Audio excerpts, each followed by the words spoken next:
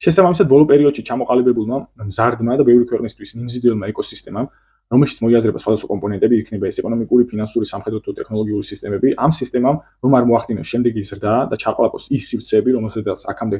ვრცელდებოდა ამერიკული ეკოსისტემა და ამერიკული გავლენის ქვეშ მდებარეობდა,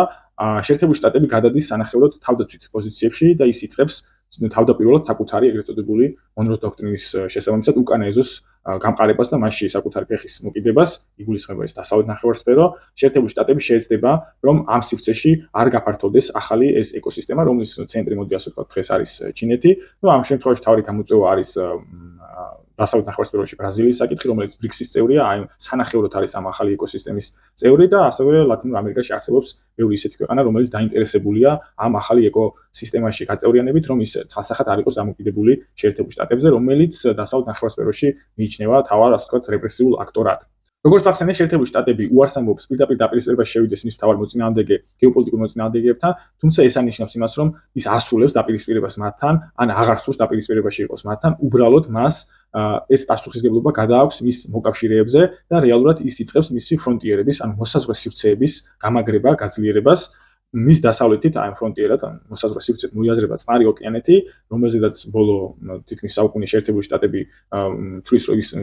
ეს სივრცე მისი გავლენის სფეროა და იწყებს ამ მოსაზღვრე სივრცის გამყარებას. ამ მოსაზღვრე სივრცეში იგულისხმება ფრონტიერში იგულისხმება ზუსტად სამხრეთ კორეა, იაპონია, ფილიპინები და სასურველია ინდოეთიც, როგორც ამ სტრატეგიაშია გამოთქმული. ეს დასავლეთ ნაწილში, ხოლო აღმოსავლეთ ფრონტიერი მოსაზღვრე სივრცე მოიაზრება ბუნებრივია ატლანტიკური სივრცე და ევროპა, თუმცა შეერთებული შტატები თვლის, რომ დღევანდელი მოცემულობით ეს ევროპა არ არის ის გეოპოლიტიკური აქტორი, რომელიც გამოდგება რუსულ შემაკავებელ ძალად და ის ცდილობს მოახდინოს მისი ფორმატირება, განახლება, რომელიც ასე ვთქვათ, სამომავლო გეოპოლიტიკურ დაპირისპირებაში გამოადგება შეერთებულ შტატებს და ამ ლოგიკაში ჯდება ის, რომ ის შეერთებული შტატები დაჟინებით თხოვს ევროპას, რომ გაზარდონ სამხედრო თავდაცვის ხარჯები და სამხედრო კომპონენტი გააძლიერონ, როგორც გავრცელდა ინფორმაცია 2027 წლისთვის შეერთებული შტატებმა მოთხოვა, რომ ევროკავშირმა დააკმაყოფილოს ნატოს მიერ მოთხოვნილი სამხედრო ასე ვთქვათ, მოცულობების ლიმიტები, თუმცა როგორც ევროპული მხარე აცხადებს 2027 წლისთვის ამ მოცულობების დაკმაყოფილება პრაქტიკულად შეუძლებელია. ამიტომ ასე ვთქვათ,